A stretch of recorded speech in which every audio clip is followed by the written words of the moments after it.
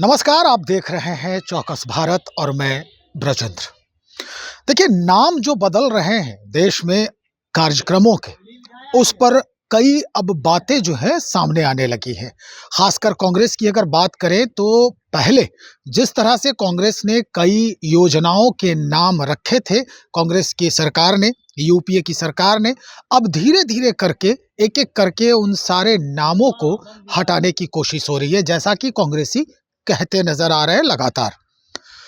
जब से मनरेगा का नाम बदला है, उसके बाद तो बयानों के बाढ़ सी आने लगी है। लगातार बयान आ रहे हैं, खासकर कांग्रेस पार्टी की तरफ से देखें या इंडी गठबंधन के जितने भी लोग हैं, इस पूरे मसले को लेकर लगातार सवाल खड़े कर ही रहे हैं। सदाकत आश्रम में आज कांग्रेस कमेटी के जो अनुसूचित जाति प्रकोष्ठ के जो राष्ट्रीय अध्यक्ष हैं गौतम पाल साहब, वो आज यहाँ पहुंचे और संवाददाताओं को संबोधित किया। राजेंद्र गौतम पाल ने कई तथ्यों की जानकारी दी। एक-एक करके वो सारे फहरिस्त जो है वो गिनवाते नजर आए कि कब-कब इनकी सरकार ने, यानी एनडीए की सरकार ने किस-किस नाम को परिवर्तित किया। सिर्फ नाम परिवर्तित करना ही इनका काम रह गया है, इनकी योजनाओं में शामिल है। सुनिए क्या कह रहे हैं। जब संविधान लिखा जा रहा था तो एक ड्राफ्टिंग कमेटी के चेयरमैन के तौर पर डॉक्टर बाबा साहेब अम्बेडकर काम के अधिकार को मौलिक अधिकार बनाना चाहते थे, लेकिन उस वक्त संविधान सभा के सदस्य देश की स्थिति को ध्यान में रख के उसके लिए तैयार नहीं थे।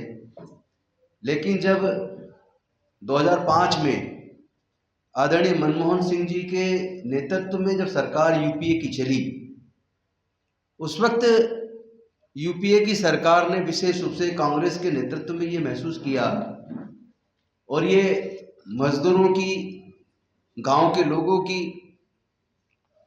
ये डिमांड भी थी कि काम के अधिकार को की गारंटी सरकार को लेनी चाहिए।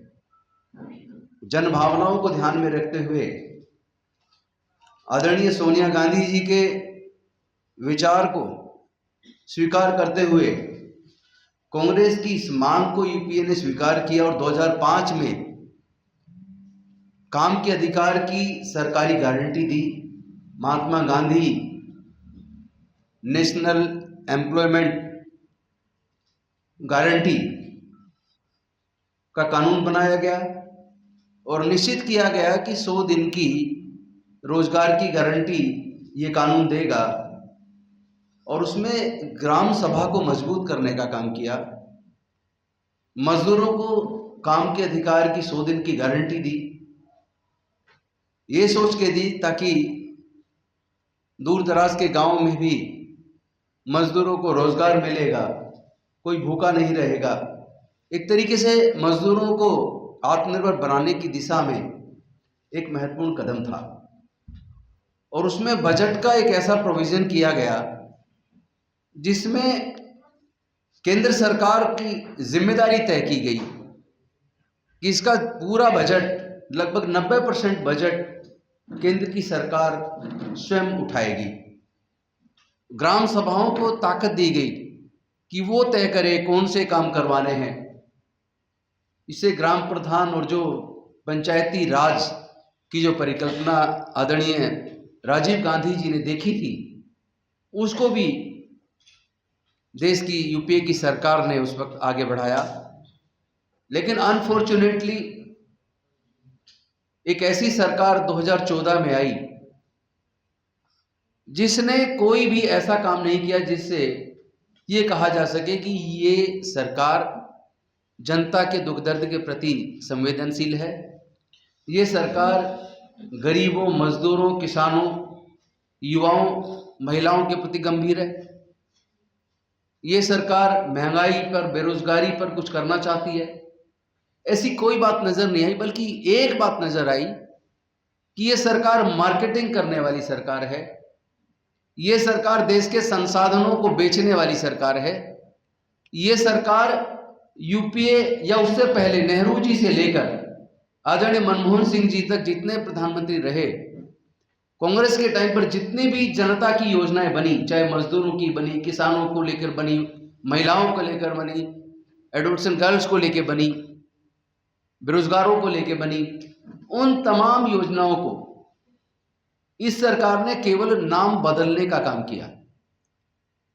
और ये जो अभी इन्होंने कानून बनाया, इस कानून में विकसित भारत की जो एक रोजगार एंड आजीविका मिशन की जो ग्रामीण गारंटी देने के लिए जो ये कानून बनाया, इसमें इन्होंने ये तो दिखाने के लिए कर दिया कि 100 से बढ़ा के 125 दिन के काम की सुनिश्चितता करने की एक दिखावा किया।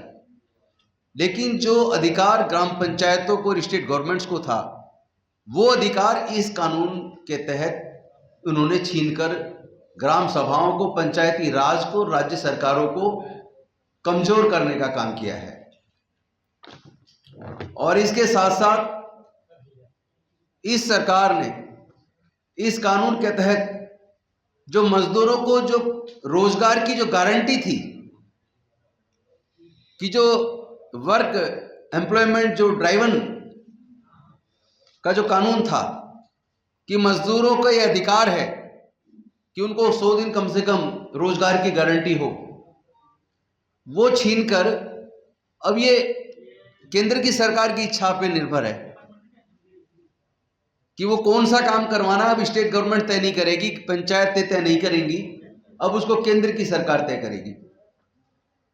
और उसमें जो 60% खर्चे की जिम्मेदारी स्टेट गवर्नमेंट्स पे डाल दी।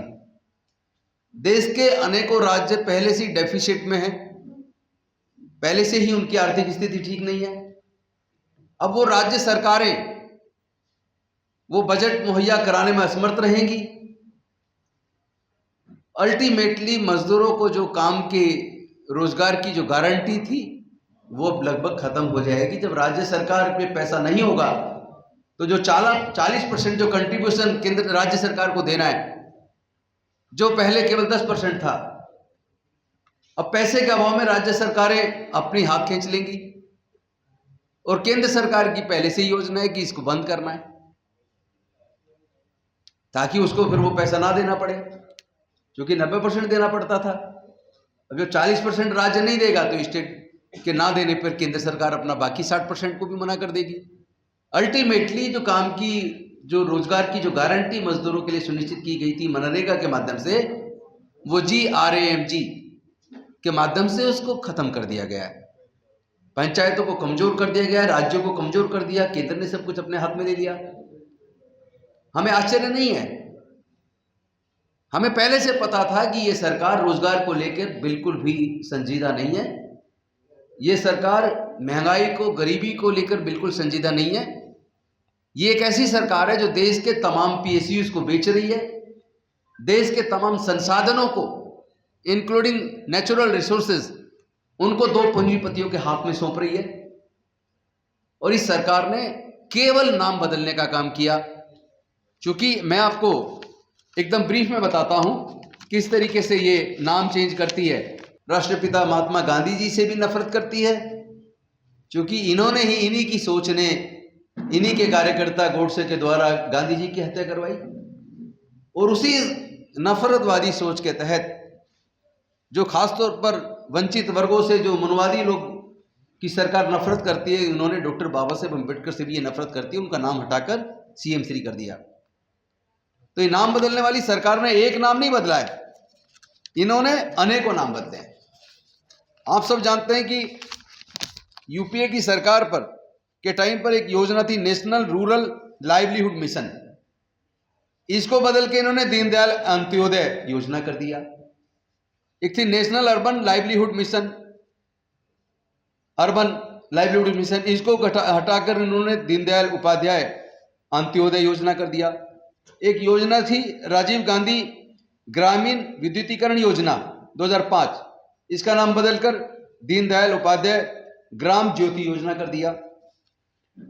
चौथी योजना थी राजीव गांधी पंचायत सशक्तिकरण अभियान 2012, इसका नाम बदलकर राष्ट्रीय ग्राम समाज अभियान कर दिया। एक योजना थी निर्मल भारत अभियान, इसको स्वच्छ भारत मिशन कर दिया। एक योजना थी Jawaharlal Nehru urban renewal mission, इसका नाम बदल के Atal mission for rejuvenation and urban कर दिया। एक योजना थी इंदिरा गांधी मातृत्व सहयोग योजना, इसका नाम बदलकर प्रधानमंत्री मातृ वंदना योजना कर दिया। एक योजना थी Rajiv Gandhi national creche mission, creche scheme 2006, इसका नाम बदल के नेशनल क्रैच स्कीम कर दिया पालना। एक योजना थी Rajiv Gandhi national fellowship ST के लिए, उसका नाम national fellowship for ST students कर दिया। इसी तरह इंदिरा गांधी आवास योजना थी, उसका नाम प्रधानमंत्री आवास योजना कर दिया। तो ये सरकार केवल नाम बदलने का काम करती है और काम करती नहीं है। अब समय आ गया है कि अब इस सरकार को जिन दो लोगों ने दो बड़े पूंजीपतियों के सामने गिरवी रख दिया है, उनका भी नाम बदल देना चाहिए।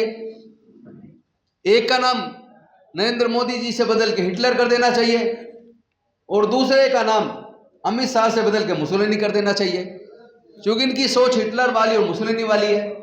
मानवतावादी है नहीं, नफरतवादी लोग हैं, धर्म और जाति के नाम पे नफरत पैदा करते हैं।